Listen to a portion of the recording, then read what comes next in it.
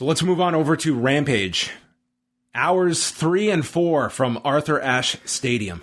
5 if you include Elevation.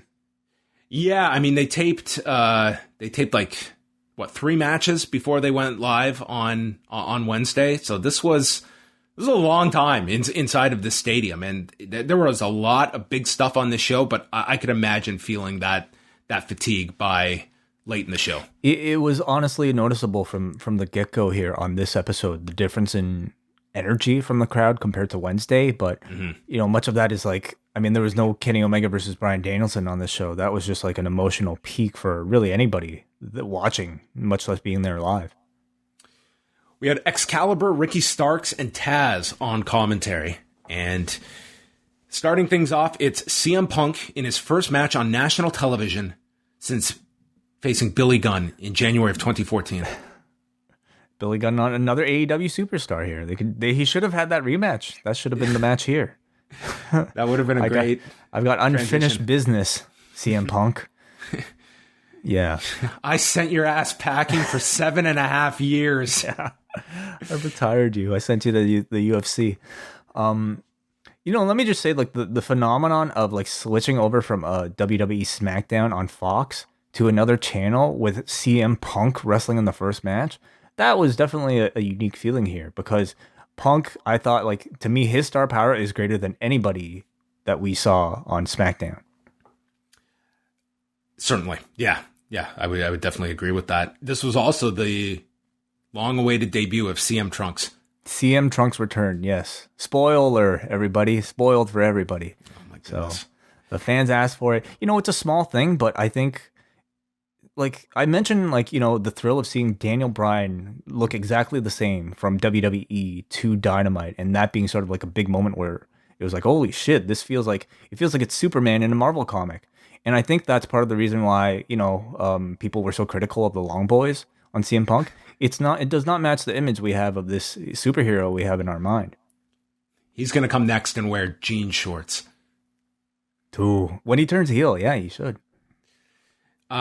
So this opener, I really liked this match. I thought that it was clear that Punk was out here to give Hobbs everything imaginable before winning this match. And this, I thought, was sort of what you would have hoped to have more of out of Reigns and Montez Ford, because I think Hobbs benefited greatly from this. It was all about him being the more powerful, dominant force in this match, and CM Punk having to adjust. And dude, Punk comes out of this with a fucking drop kick, just launching at Hobbs.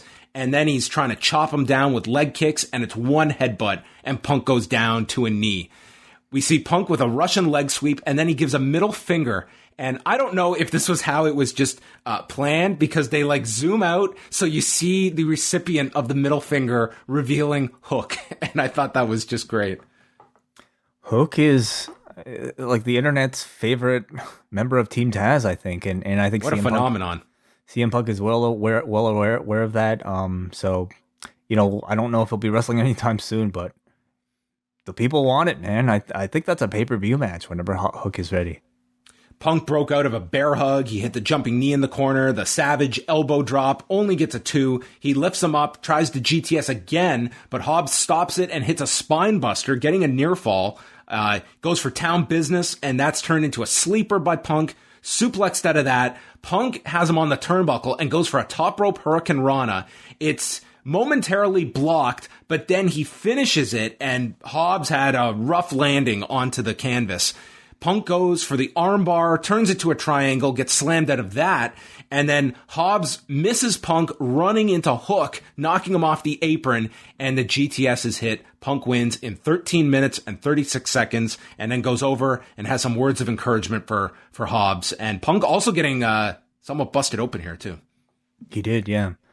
I thought the match was okay to good, but certainly far from great. And, I think first of all, I think it did suffer a little bit from a tired crowd in hour 3 here. But I mean, it was also, I think, against a more limited, much larger opponent than a Darby Allin. I do think Punk's years of inactivity are starting to show a little bit more here. His moves honestly, let's be honest, we're never the prettiest. Not he was never, maybe a technical marvel, but he has a great mind for it and he tries, and that's really more than enough. But I did feel like many of the spots here looked a bit rougher than perhaps what is the modern AEW standard. But again, not that it really matters a whole lot to this crowd because I think, he's CM Punk. But the GTS looked really clean, and I think the match was definitely captivating for a TV match. This was a big test for Hobbs. His job was to play monster heel here. I thought he did. His presence is tremendous. I look forward to seeing that continue to grow. I will say I like the moments of him being in control in the match. I thought were a little too slow and uneventful. Again, for AEW standard, even as a heel, this is like where you really see kind of like veterans, like a Jericho or even like a Ethan Page we saw on tonight, like be able to really kind of maintain people's attention while like building sympathy for the baby face. And I definitely think there's room for Hobbs to improve in that area. He has a long way to go. I think that this was I just thought like he did get quite a bit out of this. And I think like we were talking last week about, do you just, pull the trigger and do something shocking with Hobbs? I think this was absolutely the right call. I think it would be a real mistake to beat Punk this early in this kind of a scenario. And yeah, I guess the next question is Punk sticking around with Team Taz, doing a starts match, and where they go after this, because that seems to be the match you're leading to. And then Hook. Main event. Hook, that's like All Out 2022. Yes.